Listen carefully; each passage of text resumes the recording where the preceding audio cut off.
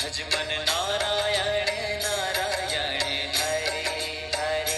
भज मन नारायण नारायण। ओम भगवते वासुदेवाय नमः। राजा इंद्रद्युम्न के द्वारा भगवान श्री विष्णु की स्तुति। ब्रह्मा जी कहते हैं, अश्वमेध यज्ञ के अनुष्ठान और प्रसाद निर्माण का कार्य पूर्ण हो जाने पर राजा इंद्रद्युम्न के मन में दिन रात प्रतिमा के लिए चिंता रहने लगी। वह सोचने लगे, कौन सा उपाय करूं जिससे सृष्टि पालन और संहार करने वाले लोक पावन भगवान पुरुषोत्तम का मुझे दर्शन हो। इसी चिंता में निमग्न रहने के कारण उन्हें न रात में नींद आती न दिन में। वे न तो भांति भांति के भोग भोगते और न स्नान एवं श्रृंगार ही करते थे।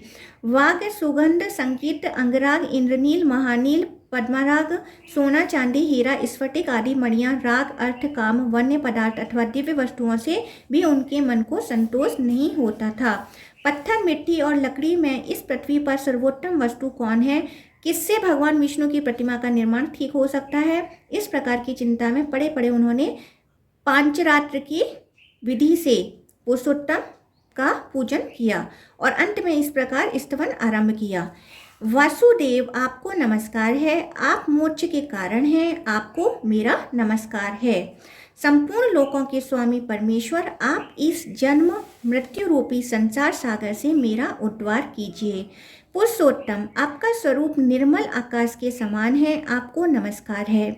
सबको अपनी ओर खींचने वाले संकर्षण, आपको प्रणाम है। धरणीधर, आप मेरी रक्षा कीजिए। हेमगर्भ सालग्राम शिला किसी आभा वाले प्रभु, आपको नमस्कार है। मकर ध्वज, आपको प्रणाम है। रतिकांत, आपको नमस्कार है। समरासुर का संहार करने वाले प्रद्युम्न, आप मेरी रक्षा कीजिए।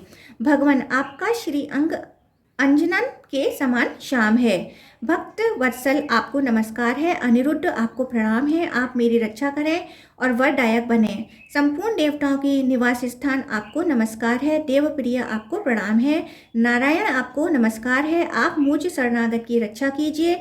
बलवानों में श्रेष्ठ बलराम, आपको प्रणाम है। लांगल लायुध, आपको नमस्कार है। चतुर्मुख जगद्धाम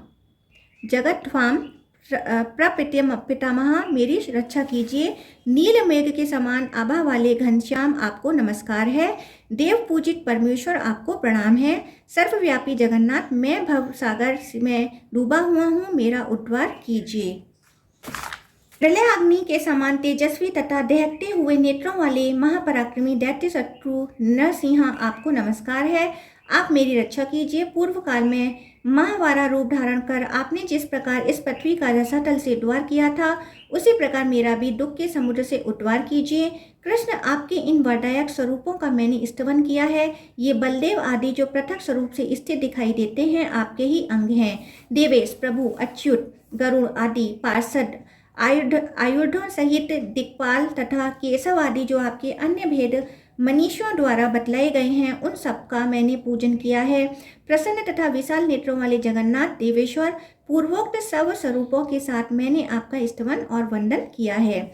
आप मुझे धर्म अर्थ काम एवं मोक्ष देने वाले वर प्रदान करें। हरे संकर्षण आदि जो आपके भेद बतलाए गए हैं, वह सब आपकी पूजा के लिए प्रकट हुए हैं, अतः वह आपके ही आश्रित हैं।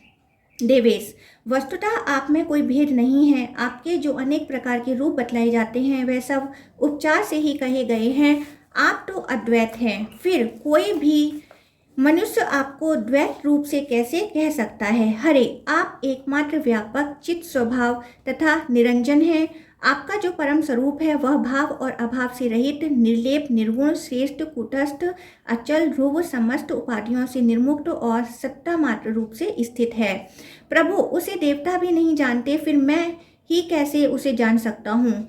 इसके सिवा आपका जो ऊपर स्वरूप है, वह पीताम्बरधारी और 4 भुजाओं वाला है। उसके हाथों में शंख, चक्र और गदा सुशोभित है। वह मुकुट और अंगद धारण करता है। उसका वक्ष स्थल श्री वत्स चिन्ह से युक्त है तथा वह वनमाला से विभूषित रहता है। उसी की देवता तथा आपके अन्य अन्य शरणागत भक्त पूजा करते हैं। देव, आप सब देवताओं में श्रेष्ठ एवं भक्तों को अभय देने वाले हैं। कमल नयन, मैं विश्वों के समुद्र में डूबा हुआ हूँ, आप मेरी रक्षा कीजिए। लोकेश, मैं आपके सिवा और किसी को नहीं देखता जिसकी शरण में जाऊं। कमलाकांत, मधुसूदन, मुझ पर प्रसन्न होइए। मैं बुढ़ापे और सैकड़ों व्याधियों से युक्त हो भांति भांति के दुखों से पीड़ित हूँ तथा अपने कर्मपाश से बंधकर हर्ष शोक में मग्न हो विवेक शून्य हो गया हूँ। अत्यंत भयंकर घोर संसार समुद्र में गिरा हुआ हूँ। यह वैसे रूपी जल राशि के कारण दुस्तर है। इसमें राग द्वेष रूपी मत्स्य भरे पड़े हैं। इंद्रिय रूपी भंवरों से यह बहुत गहरा प्रतीत होता है। इसमें तृष्णा और शोक रूपी लहरें व्याप्त हैं। यहाँ न कोई आश्रय है न कोई अवलंब। यह सारहीन एवं अत्यंत चंचल है। प्रभु, मैं माया से मोहित होकर इसके भीतर चिरकाल से भटक रहा हूँ। हजारों भिन्न भिन्न योनियों में बारंबार जन्म लेता हूँ। जनार्दन, मैं इस संसार में नाना प्रकार के हजारों जन्म धारण किए हैं। मैं अंगों सहित वेद, नाना प्रकार के शास्त्र, इतिहास, पुराण तथा अनेक शिल्पों का अध्ययन किया है। यहाँ मुझे कभी असंतोष मिला है, कभी संतोष, कभी धन का संग्रह किया है, कभी हानि उठाई है और कभी बहुत खर्च किए हैं। जगन्नाथ, इस प्रकार मैंने हास, वृद्धि, उदय और अस्त अनेक बार देखे हैं। स्त्री, शत्रु, मित्र और बंधु बांधवों के संयोग और वियोग भी देखने को मिले हैं। मैंने अनेक पिता देखे हैं और अनेक माताओं का दर्शन किया है। अनेक प्रकार के जो दुख और सुख हैं उनके अनुभव का भी मुझे अवसर मिला है। भाई, बंधु, पुत्र और कुटुंबी भी प्राप्त हुए हैं। विष्ठा और मूत्र की कीट से भरे हुए स्त्रियों के गर्भाशय में भी मैंने निवास किया है। प्रभु, गर्भवास में जो महान दुख होता है उसका भी मैंने अनुभव किया है। बाल्यावस्था, युवावस्था और वृद्धावस्था में जो अनेक प्रकार के दुख होते हैं उनमें भी मैं वंचित नहीं रहा। मृत्यु के समय यमलोक के मार्ग में तथा यमराज के घर में जो दुख प्राप्त होते हैं उनको तथा नरकों में होने वाली यात्राओं को भी मैंने भोगा है। कृमि, कीट, वृक्ष, हाथी, घोड़े, मृग, पक्षी, भैंसें, ऊंट, गाय तथा अन्य वनवासी जंतुओं की योनि में मुझे जन्म लेना पड़ा है। समस्त जातियों और शूद्रों के यहाँ भी मेरा जन्म हुआ है। देव, धनी, क्षत्रियों, दरिद्र, तपस्वियों, राजाओं के सेवकों तथा अन्य देहधारियों के घरों में भी मैं अनेक बार उत्पन्न हो चुका हूँ। नाथ, मुझे अनेकों बार ऐसे मनुष्यों का दास होना पड़ा है जो स्वयं दूसरों के दास हैं। मैं दरिद्र, धनी और स्वामी भी रह चुका हूँ। मुझे दूसरों ने मारा और मेरे हाथ से दूसरे मारे गए। मुझे दूसरों ने मरवाया और मैंने भी दूसरों की हत्या करवाई। मुझे दूसरों ने और मैंने दूसरों को अनेकों बार दान दिए हैं। जनार्दन, पिता, माता, सुहृद, भाई और पत्नी के लिए मैंने लज्जा छोड़कर धनियों, श्रोतियों, दरिद्रों और तपस्वियों के सामने दीनता से भरी बातें की हैं। प्रभु, देवता, पशु, पक्षी, मनुष्य तथा अन्य स्थावर जंगम भूतों में ऐसा कोई स्थान नहीं है जहाँ मेरा जाना ना हुआ हो। जगत पते, कभी नरक में और कभी स्वर्ग में मेरा निवास रहा है। कभी मनुष्य लोक में और कभी तिर्यक योनियों में जन्म लेना पड़ा है।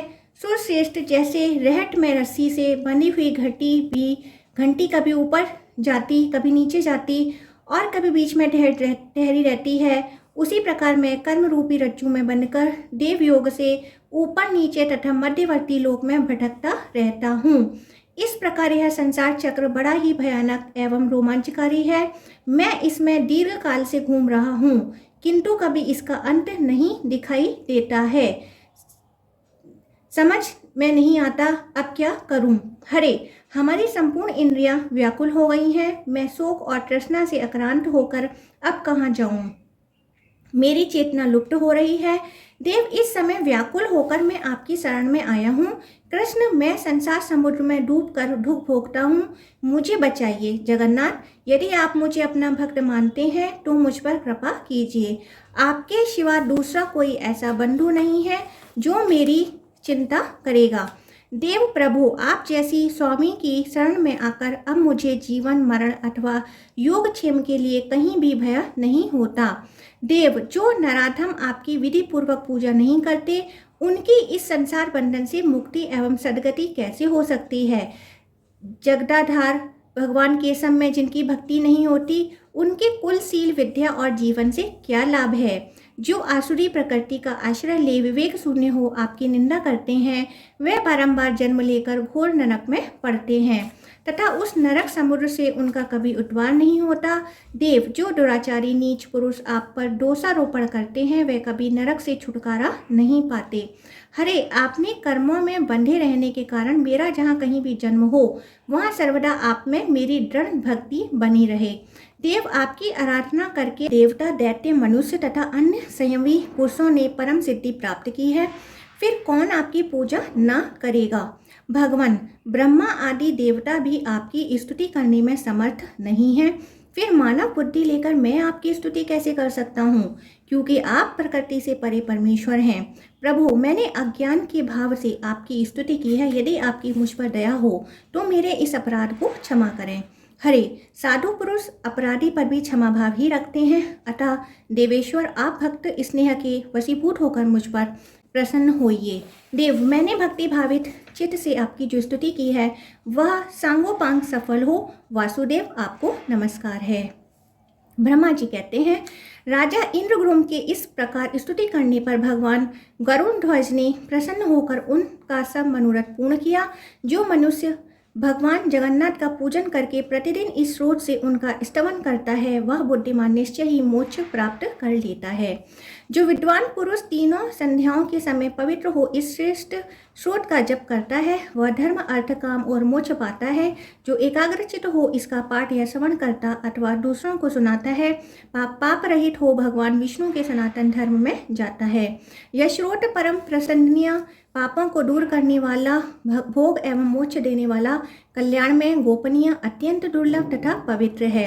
इसे जिस किसी मनुष्य को नहीं देना चाहिए, नास्तिक, मूर्ख, कृतघ्न, मानी, दुष्ट बुद्धि तथा अभक्त मनुष्यों को कभी इसका उपदेश ना दें। जिसके हृदय में भक्ति न हो, जो गुणवान, शीलवान, विष्णु भक्त, शांत तथा श्रद्धापूर्वक अनुष्ठान करने वाला हो उसी को इसका उपदेश देना चाहिए। जो निर्मल हृदय वाले मनुष्य उन परम सूक्ष्म नित्य पुराण पुरुष मुरारी श्री विष्णु भगवान का ध्यान करते हैं वे मुक्ति के भागी हो भगवान विष्णु में प्रवेश कर जाते हैं। ठीक उसी तरह जैसे मंत्रों द्वारा यज्ञ अग्नि में हवन किया हुआ हविष्य भगवान विष्णु को प्राप्त होता है। एकमात्र वह देव भगवान विष्णु ही संसार के दुखों का नाश करने वाले तथा परों से भी पर हैं। उनसे भिन्न किसी भी वस्तु की सत्ता नहीं है। वह ही सबकी सृष्टि, पालन और संहार करने वाले हैं। वह ही समस्त संसार में सारभूत हैं।